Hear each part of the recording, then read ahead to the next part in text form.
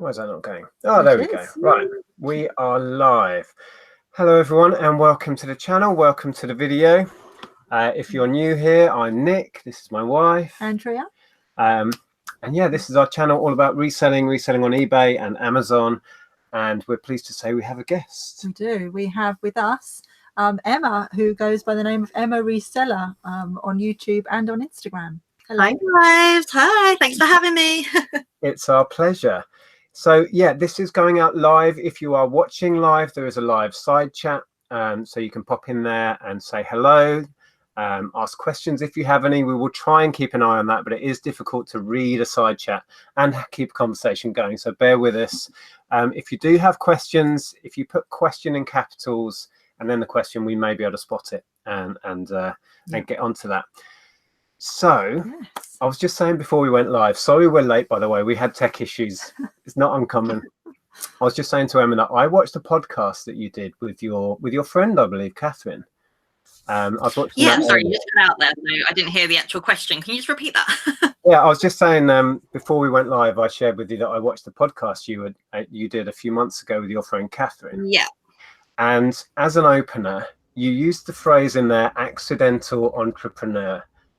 So as an opener, what does that mean and how does that describe you? I feel like we all come across this phrase a lot. You know, when you work for yourself and you have sort of any sort of business at all, entrepreneur gets thrown around sort of willy-nilly, if you will. And I don't know, it's not something I'm uncomfortable with. I just think it is a bit, like I said in the podcast, for those who did listen, it's a little bit of a buzzword. Like it should be a byproduct of anything you're doing. It's not really, you know, the focus of what you're doing. I don't know. I think it gets up, well, you know, not necessarily in this community, but sort of she was asking, it was very entrepreneur based. And I don't know, I recoil a little bit. I don't even know why. I get a bit sort of uncomfortable with it, but do you think you fell into this? Is that what you're describing? Yeah. Or was this a planned move into retailing? Planned was not the word at all. Okay. No, I mean, I literally had no plan whatsoever. I mean, the day I left my job, I didn't even know I was leaving my job at that point. I didn't even know when I did leave my job that I wasn't going to go back into another like QSing job. Yeah, so it definitely was unplanned. And then, I mean, it was unplanned in a sense. I would say ever since I was a child, I've always kind of had ideas of having my own business. So, you know, I guess in that respect, it's not, but equally, in the moment and this specific sort of route I'm taking now was very unplanned. Yeah. Right. So what did you do before? I was a quantity surveyor, and a project manager on construction projects. I work client side, so for the client. Yeah, and I did that. Can I just ask? But I've heard that job title before. Yeah, I've never really worked out or asked what it is. So do you work out how many bricks, for example, it takes to build a house? Is that what it is? Or pretty much. I mean, yeah, it's basically like the accountant of a construction project. So you sort of deal with all the money, make sure you know, the budgets are set and it then meets that budget, which it never does. So okay. We're subject to requirements. And you keep the spending under control. Oh, we try. Yeah, okay. Clients don't want that though, so we don't really. and you said there you didn't know you were leaving the job until you left the job, kind of thing. So was that a sudden? Yeah. How did that come about? I mean, I knew I didn't really like the job I was doing. I mean, it wasn't horrific, you know, it was just every day I didn't sort of jump out of bed. It was just a bit of a, you know, the Sunday evening dread feeling.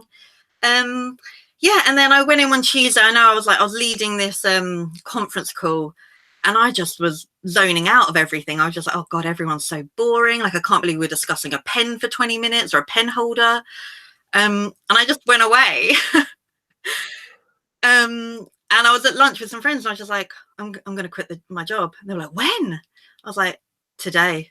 And then we all were looking for like resignation letters. So wow. Yeah, I did it. It was basically like an instinct, almost like an aha moment where you're just like, yeah. I can't be here anymore. I mean, I think it was inevitable. I always say, like, I've never joined LinkedIn and my company was like insane about you have to be on LinkedIn, you have to do this. And I was like, I refuse to accept this is my job kind of attitude. So I think I always had that in me. But yeah, I definitely didn't plan that morning. My partner at the time, he had no clue that I was about to do this. So yeah, it was It's fun. fascinating because I identify with that 100%. And I don't know if you heard, I've shared the story a few times. When I walked out on my job in the police force, Oh wow. Andrea didn't even know I was leaving. I didn't know until that moment in the squad car with my partner that I was with. It was literally a case. It had been building up for a long time. I knew I wasn't happy. You knew I wasn't happy. Yeah. And I was trying to find a way out. And it just reached a kind of crisis point in my head. And I was literally at work and I said, can you take me back? I wasn't driving, but I said, can you take me back to the station? She says, oh, are you unwell? What's up? I said, no, I've just quit. Oh my God, that's such a good story. Yeah, but it was the happiest day of my life at that point. You know, it was just. I know. Yeah. People always ask, is it you feel relieved, don't you, when you've made that decision? and I think when you like not a moment since regretted it. You know, you have moments where you're like, oh, you know, this can be a bit lonely or a bit busy, but fundamentally people can ask you like, nope, I've never regretted the choice, and I'm sure for you guys as well. Yeah, it's definitely not the easy decision. It's definitely not a decision to take lightly at all. And we say that a lot. And I think you said that in the podcast that I watched as well, that don't jump ship on a whim necessarily. That's not what we're saying. But if you know in your heart that you're not happy in your job, find a way out if you can. It's so definitely powerful, definitely. Yeah.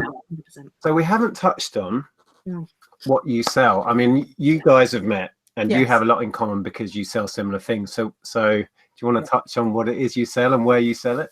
Yeah, so I'm purely on eBay in regards to the clothing side of it. So I literally just sell women's clothing on eBay.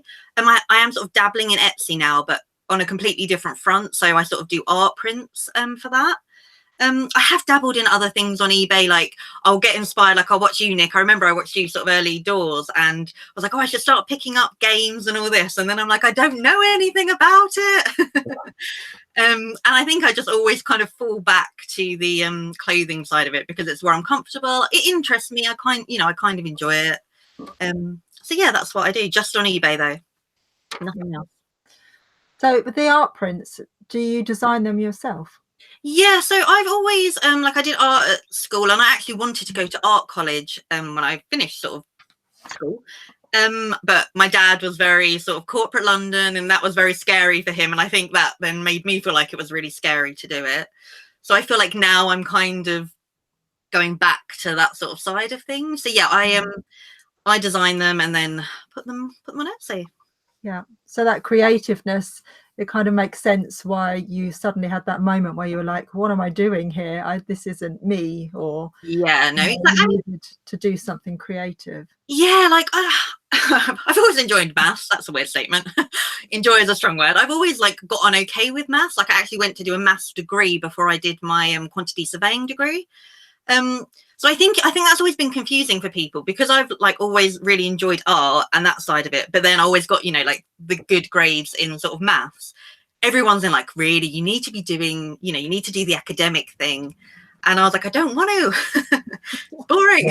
Yeah, exactly. And if that doesn't fill you with joy, then perhaps that's not your path. And it sometimes takes people a really long time to find that out. It took me a long time to figure out I just need to be my own boss. I'm not really sure even now that it matters what I'm doing necessarily, although I do love this. I think just being in control was a big part of it for me. And I wanted to ask you, because I've chatted to a lot of people, we've chatted to a lot of different resellers, and the question, why reselling? Why work for yourself? There's as many answers as there are people that are self-employed and are resellers. So what was the motivation? I mean, you said it kind of just came out of the blue, but why choose the path that you're on now? What specifically reselling, you mean? Yeah. Why become a reseller? Why did that suit? Why did that fit? Well, to be fair, I don't know that it fit perfectly, if I'm honest. I kind of fell into it as well. I kind of needed, it was out of necessity. I needed to find something.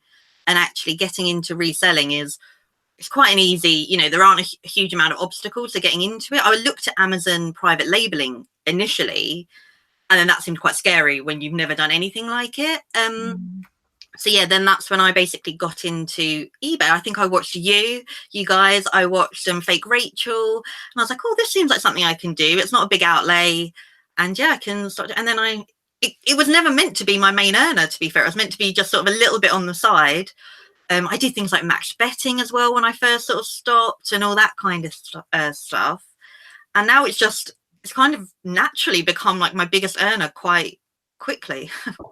Yeah, it is a lot of people's first port of call if they do end up in that position. Hang Yeah. on, I've taken this jump and I need to earn some quick money. And like you were saying, it's a low barrier to entry. Yeah. And I remember, I'm going to refer to this podcast a lot because it's in my brain. So it's like literally a couple of hours ago, I was listening to you for an hour or so. You were saying in that you had very little outlay. I mean, financially, when you started, you had very little money to throw at this. Yeah. Looking back now, was that a blessing or was that a curse? I don't know. I don't think it was a curse, definitely. Like, I mean, obviously now the position I'm in, if I had more money, I think, oh, if I could have thrown more money with the knowledge I have now, that would have been, you know, that would have been awesome.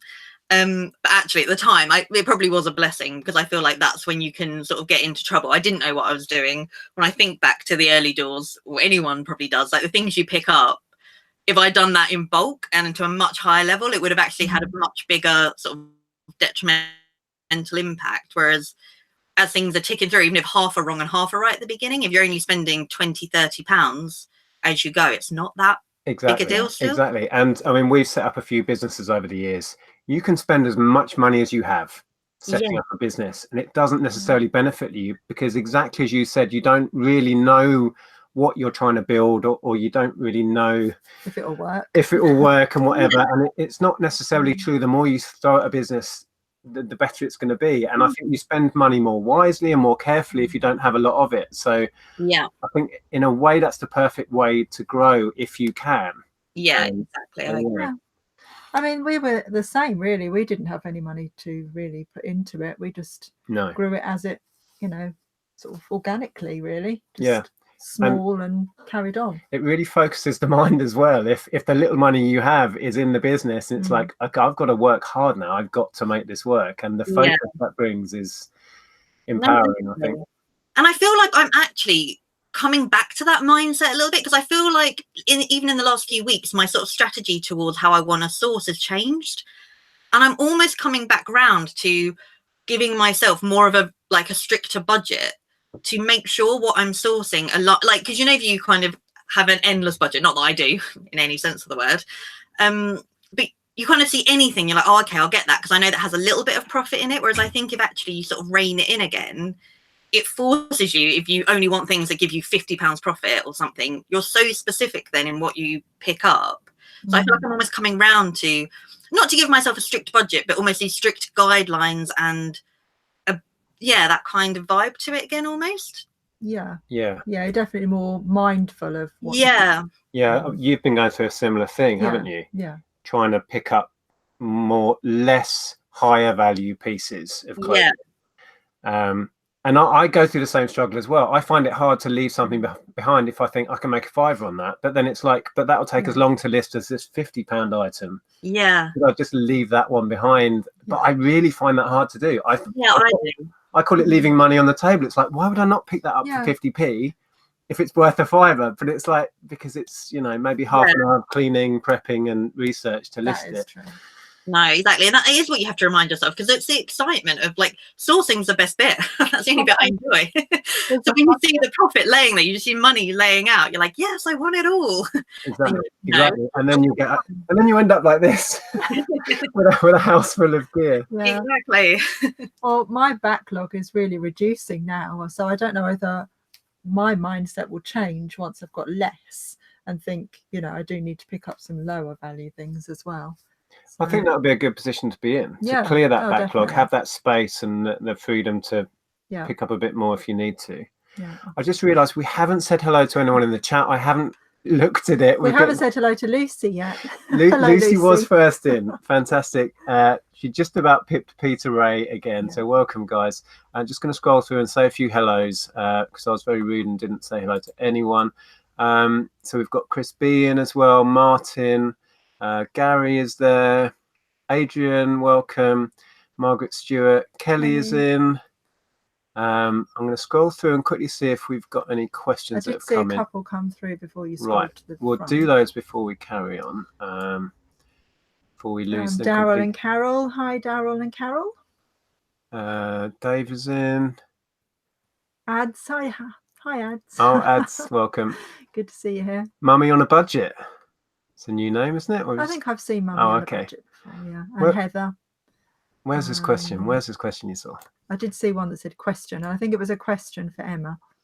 Oh, Phoebe's in. Oh, Phoebe's I think it was another. from Sam. It was about lighting. Oh, okay. I'll try and find it. Hold on. That was the one I saw. Here it is. Sam says, Emma, what lighting do you use for taking photos? Your pictures always look amazing. I use, what do I use? They're just like softbox ones from Amazon. They're not particularly expensive. Yeah, I have a massive issue, like where I've moved recently. I'm in sort of the annex where I'm taking the pictures, and I either get sort of insane light coming in, so everything just looks really, really white, or it's like pitch black. No, I do use those, but I whiten out the background of my photos as well, so I think that can sometimes give a different impression. And I use Photoshop, but I do know there's another online website that you can do it on. I think it's free. I can't remember the name of it, but yeah, there is another one you can, if you type it in, sort of white out background. So yeah, just like normal, like the softbox lighting, really. Yeah, nothing too exciting. Similar to, I don't know if you can see behind Andrew, like those big ones. Oh yeah, exactly like that. Yeah. Yeah. Well, you're going to be having those in your office maybe to try them out. Yeah, maybe. I haven't got So I've switched to these little ones just because I was struggling for space. I can't point at it. Right? They're good, because I was looking at getting littler ones. Yeah, the angles. I always do that in my videos. I'm like pointing out. Yeah, they are good. It gives out a similar, if not more light than these. Okay. But it takes up, you can see, like it's that square. So they're not cheap, but I recommend them if you're limited for space. You haven't stopped banging on about them, have you? Well, I like it. I really don't invest a lot in my business. I mean, recently they were £60 each and I bought a pair. But apart from that and my label printer and my laser printer, that's all I've spent on the business in the last couple of years. It's apart from stock. Yeah, see, I have to say I don't bother with the whole whiting out the background. I use a white background and then I just use the settings on my iPhone, or just lighten it up in eBay. So yeah, the white varies depending on the time of the day. No, but I do look at everyone else's photos. I'm like, they look good as well, and I get annoyed because it's the longest part of the process, whiting out the background. But it's in me, and I can't stop now. Now I've started. I wish I'd never started it. So maybe don't go and do that, anyone. No, but it obviously makes a difference because your photos do look amazing. Yeah, but I don't know if I get more sales. Like sometimes I'm lazy and I don't do it on the odd one, and I wouldn't say, that massively underperforms. So yeah, work smart, not hard. Well, this is true. If only it was that easy. I wish I could work smart, not hard. I'm just trying to find more questions, and I've realised we are ridiculously far behind. There's so much chat going on, which is great, but I'm missing questions. Let's have a quick scroll back. Yeah, it's jumped. I don't know where. Oh, Martin's noticed that you're wearing a Christmas top. Yeah, okay. I'm like a child adult, and I didn't realize that all my clothes were dirty, and this is all I have. Everything else is in the wash. It is being washed though, so. It's brilliant. I'd wear Christmas clothing all year round. If I didn't even have to leave the house, and then I had to leave the house because I also then realized I didn't have any food in. So doing great. we would have Christmas lights up. Well, we kind of do. Yeah, I have some of them I haven't taken down yet. We get questions all the time. They're fairy lights, not Christmas lights, and they are up all year round in our front room. I'm way behind, like I said in the chat. People are commenting on about walking out on the 9 to 5 that we all share in common. Karen's saying, I don't think I could work for someone again. No. I hate the yes sir, no sir thing. And then I am the legend, which is Ash, says resellers are just people who can't do the 9 to 5 working for somebody else. I haven't had that Sunday dread feeling in years. I couldn't imagine ever working for someone else again. And I've said that myself many times. I vividly remember clock watching. After I left the uniform police, I briefly worked in the fingerprint bureau in an office job, and I literally used to clock watch and just crave that driving home feeling. And I haven't had that since the day I left because I don't have enough hours in the day now. It's completely flipped. Yeah, no, definitely. It's scary. My life is just like going before my eyes, and each year you're like, oh my God. But no, definitely. I would say on the flip side of that though, like my ex, he had a 9 to 5 and he loved what he did. Like he completely changed careers when he was like late 20s. So I guess he did have a sort of aha moment. But I know like people have got annoyed. They're like, oh, some people love their jobs. I'm like, oh, I know they do. And they're super lucky as well.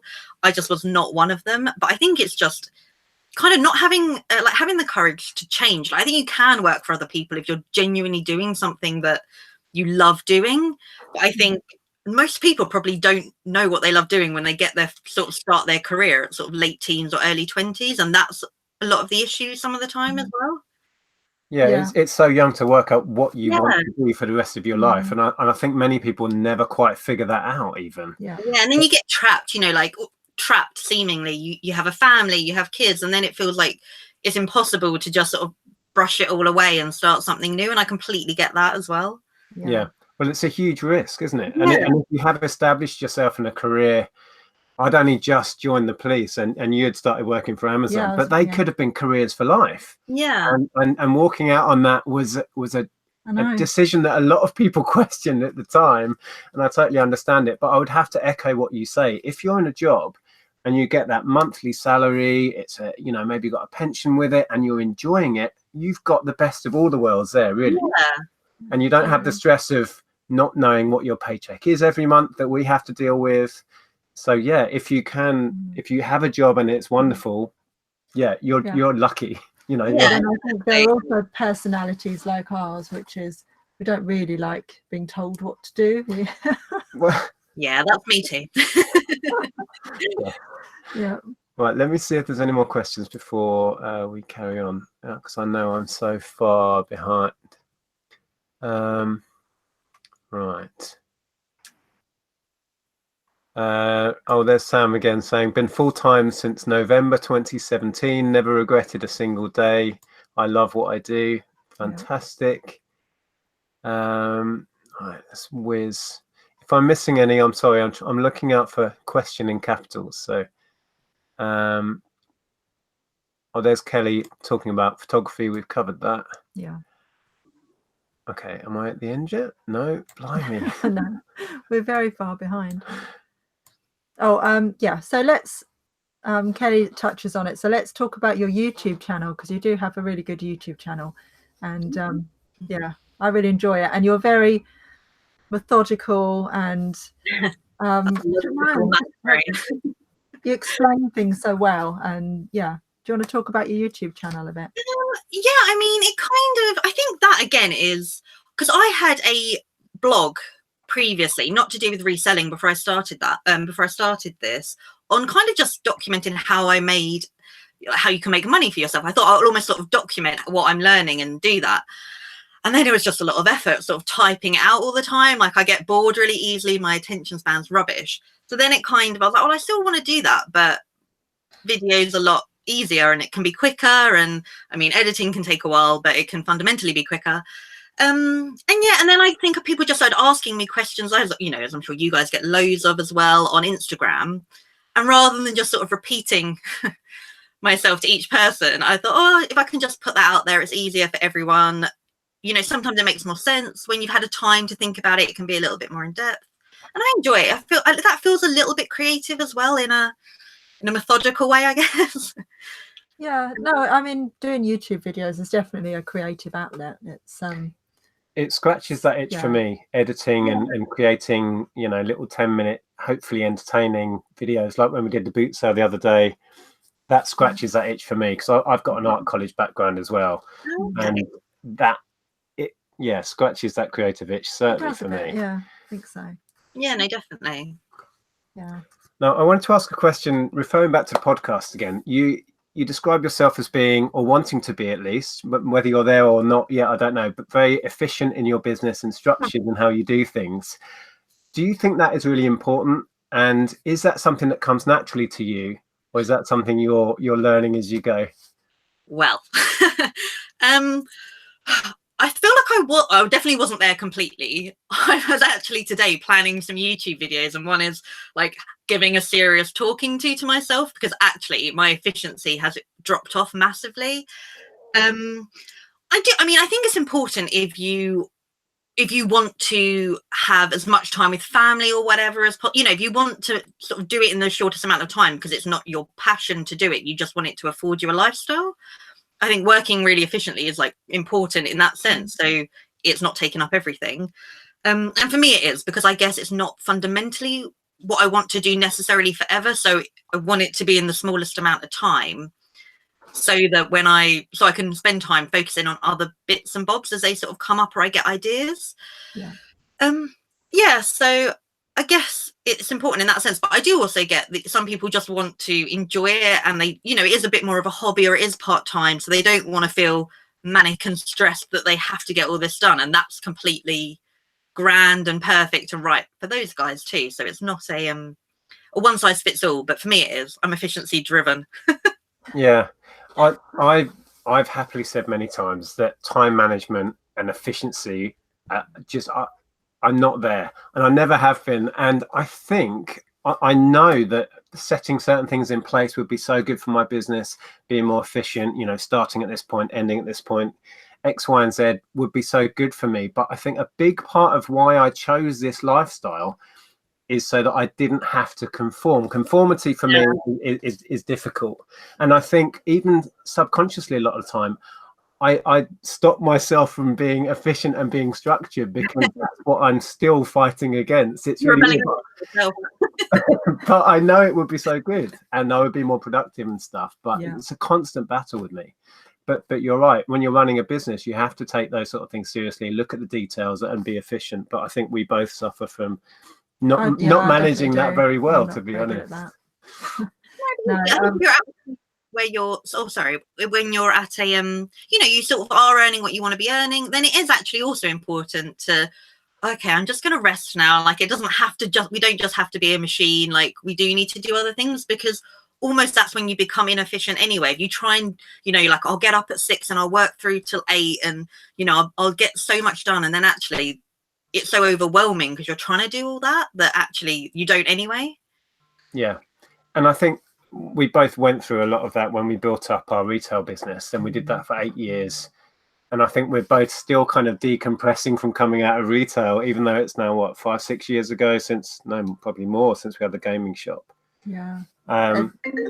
Sorry, that's my brother phoning me. Can you? There you go. It's phoning on the mic. I'm sorry about that. Incoming call.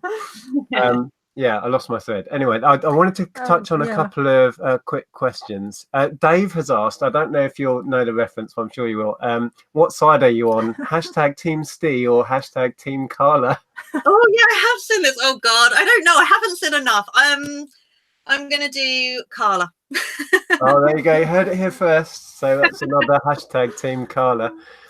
I think Karen asked, how do you motivate yourself to list? Yeah, I know. I hate that side of it. Doesn't it? I know. Photographs are actually my worst bit. Listing's okay, because I normally have something nice on in the background and it's a little bit more enjoyable. I block now, like I insanely block. It used to be like I'll do, you know, like 4 hours of it, but I almost I collect all my items up, and then I'll like insanely list for 2 or 3 days a month, and then almost just try and schedule it in for the rest of the month over that period, because I do hate it so much. Really not an advocate for maybe the business. But I love the sourcing side. So if someone wants to just come around and list for me, that'd be awesome. I'll pay you. But yeah, no, I think I've just really blocked it now. So it's an intense couple of days or 3 days in a month, and then I don't do it for the rest of the month, which is a nice feeling.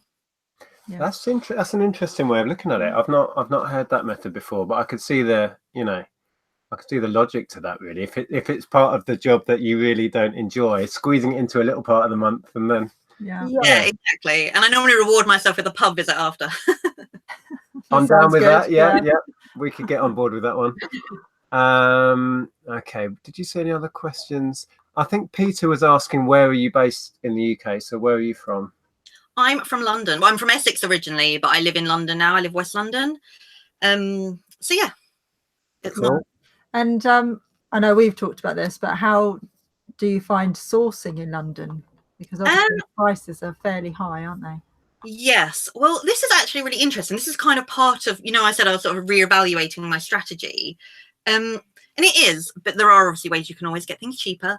But I was watching a video, I think it was Shopping with Sophie and Chasing Secrets, and they'd done like a trip to London. And they were saying that you can get sort of so much more designer stuff here. And I was like, actually, I need to take advantage of where I'm at. And that's maybe why I should adopt the like slightly higher profit strategy, because this is where I'm based. And whilst I might pay up per piece, it like has the potential where I am. So maybe not like fight against it and try and get all the things that have like the £10-15 profit, but go for that higher profit, because it's actually probably a little bit more achievable here. So yeah. But it is expensive. It can still be difficult. Yeah. But not impossible. No, I mean, it's just making it work for you wherever you are, isn't it, really? Exactly. Yeah. No, 100%. What was your next question? I'm looking at my notes. I made notes. This is unusual for me, talking about being organised and efficient and stuff like that. Well, funny enough, you've written down right for you. Yeah, I really identified to a lot of things you mentioned in that podcast, which we will have to try and link below because we've mentioned it loads of times now, but it was really interesting. And talking about reselling itself and also going into full-time working for yourself, the fact that it isn't for everybody. You are quite passionate about that, and I firmly believe that too. So do you want to touch on what you meant about it isn't for everybody, the entrepreneurial life? Yeah, I mean, I think it kind of goes back to that, you know, some people just, they will really struggle with it. And my partner, or my ex-partner, sorry, he never really sort of wanted for that. He loved going and doing what he was doing. And actually, it would cause him so much stress to be in that scenario. Like, it is, I have stress and I'm quite a, you know, risk-happy person. But especially now I am single and I'm like getting to the end of the month and I was like, oh God, if I don't pay my rent in London, like no one else is paying that for me. And I almost have to like talk myself down from that, and I can, and I'm sort of okay at doing that. But I do have other friends who they are self-employed, but I know they genuinely have like more sleepless nights than not with it, and they're doing what they love, so it's really important. But it is a you know, it's not just this bright shiny lifestyle that you see on Instagram or you see on social media. It is a lot behind it that causes stress, and they are normally long hours. Like, they might be hours that can be flexible, and you know, you can go and have the lunch you want with a friend and you can go and do this, but still fundamentally the hours don't tend to be better than a normal sort of full-time job. They tend to be a little bit more a lot of the time. You're right, and it's not talked about enough. I think that there is a lot of stress that comes with being self-employed. Everything is on your shoulders. The buck stops with you. You can't say, oh, I'll pass this on to my line manager to deal with. It's like every problem is your problem, and if you don't deal with it, they just get worse. And there is a certain amount of stress, and we don't know how much we're getting paid at the end of the month, which we touched on earlier. And for a lot of people, that would be so hard to live with, because budgeting can be difficult, saving can be difficult. So it's not for everybody. And also, the goal with reselling doesn't have to be go full time. And I think some of the people I talk to and I'm friends with that have got this so right, and I think they're in the happiest place possible, is they've got a 9-to-5 job that they enjoy. They do reselling on the side and thoroughly enjoy that too, and that pays for holidays a year or a luxury trip or whatever. And I think if that is right for you, then that you don't have to have the goal of going full time. And you touched on it in that chat, and I think that's so important to say. You shouldn't look at reselling and think the goal has to be, this needs to be my job. Necessarily. No, well, my mum does reselling now. She's an LSA in a school. Another one of my friends does it, and she has another job as well. And I always say to myself, I'm like, oh, I wish I'd come across this when I actually had a sort of full-time sort of employed job, because that would be lovely. I still didn't like my previous job, but I even have that mindset now. I'm like, try and get in the mindset of trying to find that other like side income you can do, because it's actually such a nice position to be in, to have that. And then it just takes the pressure off, because then if anything does ever go wrong in your employed job, then you've got that as a fallback. But yeah, it's not just the dead pressure of everything's on your shoulders, and that can be hard. But obviously, on the flip side, it is a good goal to have, if that's what you ultimately want for yourself, is to have a self-employed lifestyle. Yeah, and reselling is a great way in, as you described, and it worked for us. We just happened to stick with it because, we enjoy it as well, which is a super bonus, really. Enjoying what you do, I think, has to be the goal for certainly for us anyway. No, definitely. I wanted to touch on as well, as a reseller, as working for yourself, in your case on your own, we're lucky to have each other working in the same business. How do you cope with the elements of isolation that come with working for yourself and working from home? And do you work from home, and is that the way you want it to stay? Is the second part to that question. So this is definitely my biggest struggle. Like, my older job was so sociable. Like, we had a free bar in the office, and it was, 2 nights a week, and I was in a really young team, so it was really, really like social. Hang on, what? You had a free bar in the office? Yeah, that's the only thing that kept me there for 4 years. It was only 2 nights a week. But how did any work ever get done? It started at the end of work and went on for like 3 hours after work. Okay, right. Yeah. No, that would be amazing. Just like 10 o'clock in the morning, wine. No, that didn't work. But sorry, I've forgotten the question now. Working for myself. I do really struggle with that. And I think it's when I was with my partner before, I feel like it's almost better now, because that sounds awful, but because actually he'd come in, he would sort of want to decompress from the day, and I was like, oh, I want to talk. I'm like a dog, like, give me attention. Whereas now almost I've got a bit more of a balance, in the sense that I go out and I sort of have active things with friends, and they're definitely planned. I now have like working space that I go to 2 days a week. So yeah, like I think I've balanced it out now. So it's definitely a lot more sort of social, and it has a lot more social interaction in the week. But it is something I've really had to work on. I really, really do struggle with that side of it, if I'm honest. Yeah. I mean, for us, because we were self-employed, and although we did retail for quite a while, which has a lot of social elements to it. Yeah. Before we found the YouTube community and started making videos, and then the Facebook group, etc., and now Instagram, which I'm still struggling to get my head around, we were very isolated in this, and we didn't talk to anyone apart from our family that we bored to tears about eBay, and they glazed over and didn't know what we were talking about. Now we have so much, a huge part of our entire social life is based around this channel and Facebook group. And we have, you guys met up in London, and we've met so many people now. There's a meetup again soon, and that's been so crucial for us. We feel like we have work colleagues now, and we can talk about it without worrying about boring people. Really know that anyone else was doing it, it was like it felt like we were in our own little bubble. No, definitely. And that's something I need to kind of work on. I think I sometimes seem on the like periphery of sort of YouTube and Insta and like the Facebook groups, because I'm so easily distracted that I sort of go down a rabbit hole, and then I'm there for like 4 or 5 hours. So I almost have to avoid it to a degree. But I am actually trying to do that cautiously now. Not cautiously because I don't want to meet all the lovely people. You're all delightful, and I would love to meet all of you. But I'm just so easily distracted that I have to be sort of wary with it. Yeah, it can be like that sometimes, because I'm in a couple of chats, and if you're not careful, you find yourself like chatting more than you're working. But then at the same time, it's company, and it's exactly. So there's pros and cons to it. No, 100%. Yeah. And also, if you've got self-control, you can actually just mute your phone for a while or put it in the other room and get on with some work. Well, but keep it there if you have self-control. It's like, for me, it's FOMO. It's like, what's going on? I know. It's notification.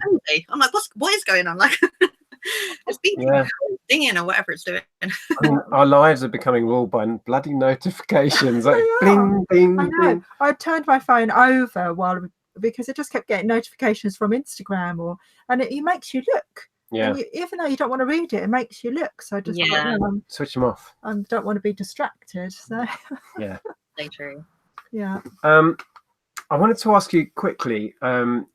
You're specialising in clothing, and you're doing that other thing on Etsy, which is separate to that. Do you find it hard to stay in that one narrow niche? I mean, I know clothing is a huge niche, and it encompasses so many things, but do you find it hard to not get distracted by other lines of stock? I mean, you watch a lot of YouTube videos, you've seen my videos, what I pick up. So is it hard to not get distracted by other avenues?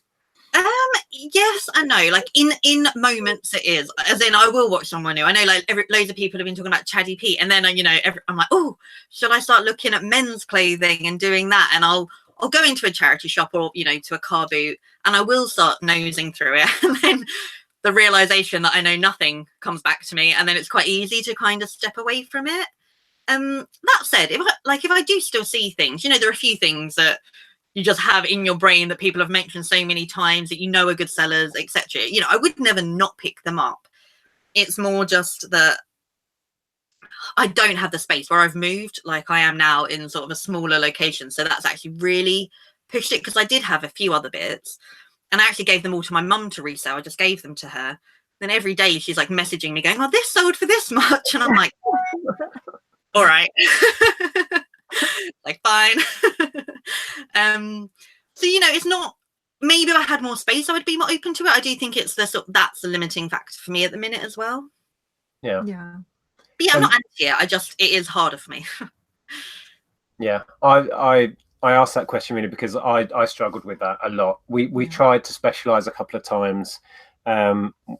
We did clothing together for about a year or so. Bored you to tears. And I just couldn't, it didn't fill me with that joy of picking up random junk. And I just had to be honest with myself. I was like sneaking off at the weekends and going to boot sales and coming home with, board games and collectibles and all of that stuff. Yeah, and rapidly we used to rent office space and a little, like a mini sort of warehouse bit. And my corner office just filled up with junk again. It was like, I've got to be honest with myself. That's what I want to do. And that's when we had this converted and we came back home. Yeah. And we kind of split the business down the middle. So you primarily do clothing, but some other stuff. Yeah, and I've talked in the past about, I need to diversify and go back to being generalist, but I'm always drawn to the clothing. And I think what happens is you get to know a product, don't you? And you, and I enjoy picking up clothing. I enjoy learning about it, and you get to know something, so you immediately go for that. And so I've just come to terms with it now. Clothing's my thing. Clothing's your thing. But then sorry, Karen. I was just going to say you've branched out quite successfully into homewares. Yeah, I love anything vintage as well. Yeah, vintage homeware, vintage. So a little bit of the mix. Yeah. Go on, I think I have the best of both worlds anyway, because you are a unit. You're not a sort of separate entity. So yeah, we are. You both are just working to your skill set, and combined, you are kind of all rounders. So there's not a huge need for either of you to go into the other person's sort of preferred area. It would almost be repeating the same activity and not working efficiently. Yeah, that is true. And when we source together, like at boot sales or wherever, we're both looking for things for each other as well, aren't we? Yeah, there's a little bit. We tend to split up because I go at 100 miles an hour and glance, and Andrea's more methodical and looking through all the clothes and stuff. But then I'll get a phone call. Where are you in this field of stalls? Because there's a load of I'm over here. There's some Nintendo games. Yeah. So that definitely sort of satisfies that for me, buying the stuff as well. Yeah. So you might list it, but that satisfies my buying need of other things that aren't. Exactly. Yeah, you've had some great pickups. Yeah. And then just give it to me to list, which works out. And I've actually picked up some clothing items. I went to a jumble sale on my own, and there was so much clothing there, and I thought I'm going to buy one thing to make Andrea happy. And I picked up a coat. Yeah. And what did you sell it for? £40, I think. Yeah. Winning. Right. I think I paid £1. Yeah. So did you see any other questions come in? I know there's still lots of talk about Carla and Steve and what's going to go on in Bristol. Carla loves the idea of me sneaking in tap while Andrew wasn't looking. I'm fairly sure I saw it, to be honest. It was by the carload. I couldn't really hide it. I've got a memory actually of when we had this little unit and it was all clothing, and we had all of these metal shelving all covered with like jeans stacked up and dresses all on them and rails and stuff. And then I went outsourcing and I bought 2 great big like portable camping toilets. Oh yeah. And other stuff. So we turned up on the Monday and walked into this, what was a clothing place, and we used to have people come and sell clothing to us there. So in the middle of our office where clients would come in, there's 2 toilets on the floor, and it's like, yeah, sorry, I went outsourcing. I didn't know those toilets. Yeah. Anyway, that sounded wrong. Okay. So I wanted to just quote a quote that you quoted. Can we say many? Which was a quote. It's one of my favorite quotes ever, and I've used it before. And people say it differently, but how I say it is that you only regret the things you don't do. And that is really, really powerful to me. So what does that mean to you, and how would you explain that?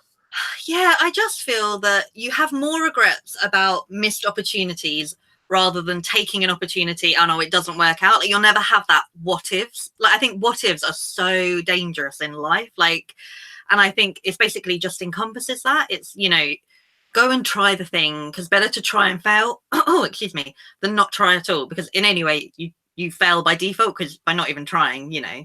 Yeah. I think I'm going into another quote there.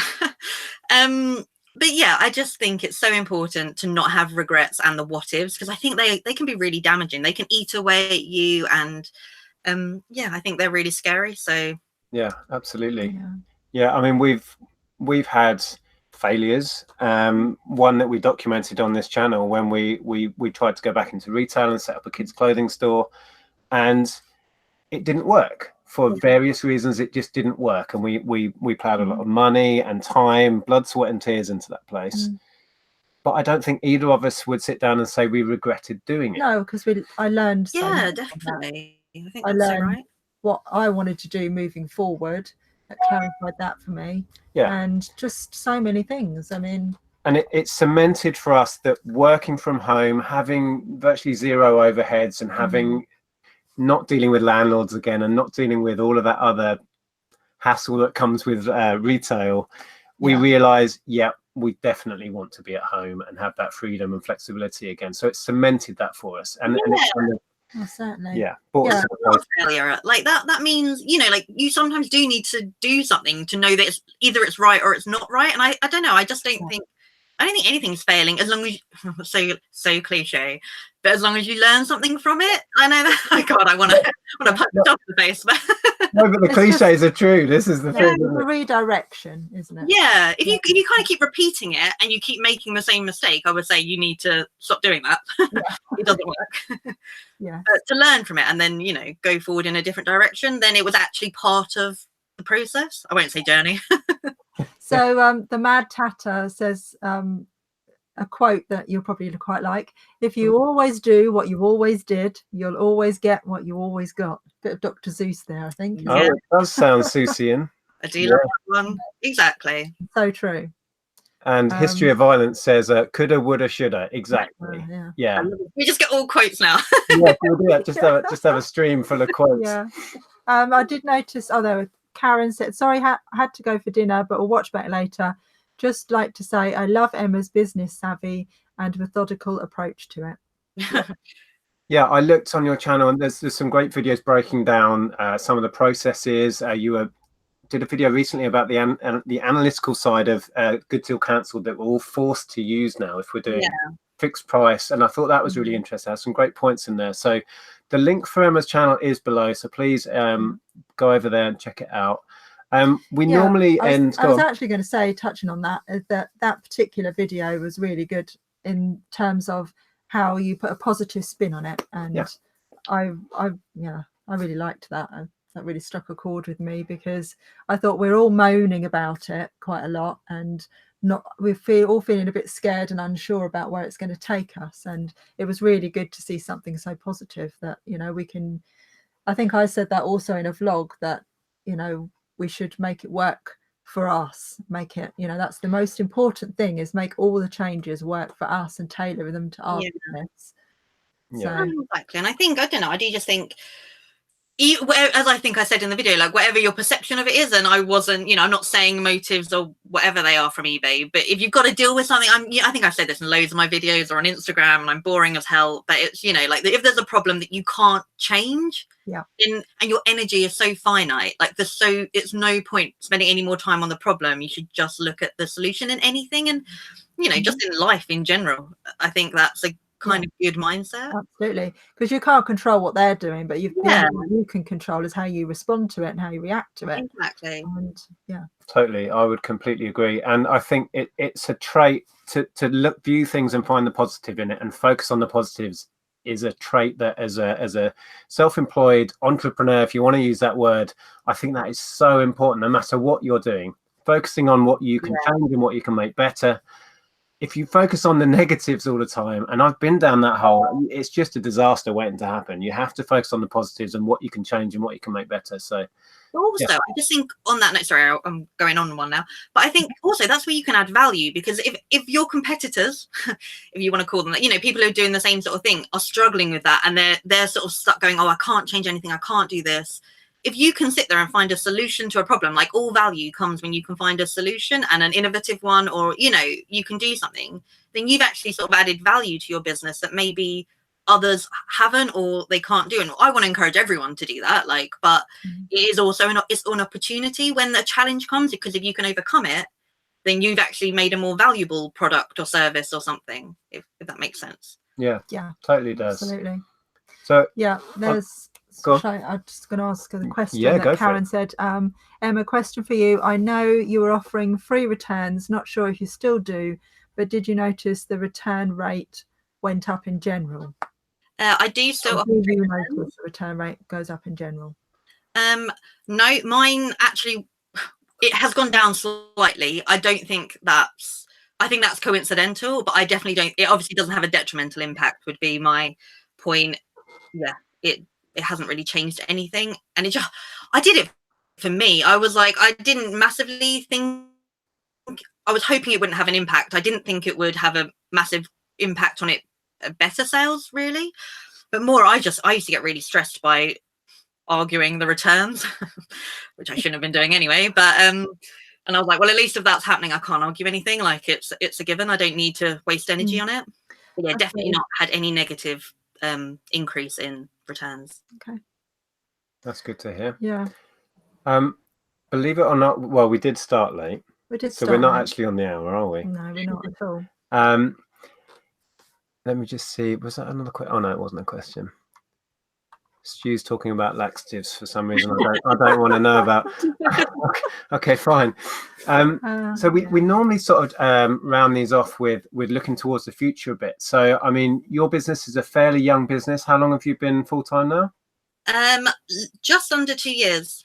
Okay, so just under 2 years. So are you the sort of person that has like a 5-year plan or a 10-year plan? And where do you want to be in those sort of timescales? I do have 5-year plans. They just happen to change every week, which is I think, again, if you did listen to the podcast, my focus is very much, I want to create not a sort of a traveling life, but where I can work remotely easily. So if I want to go somewhere for 3 months, 4 months. So the next year is very focused. I'm kind of going back to look at Amazon from a private labeling standpoint, because I think that side of it could work well for that lifestyle.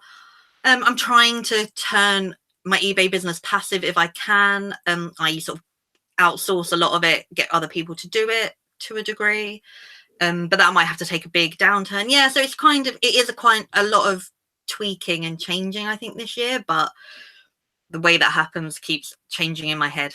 So definitely, like, the Amazon private label is something it's a thing that keeps coming back, if that makes sense. That makes sense to me. Like, my friend, the one who did the podcast, like, she's done that for years and she's doing it like at a really high level. So, you know, I've got that sort of link to it, and yeah, that's what I want to move into, I think.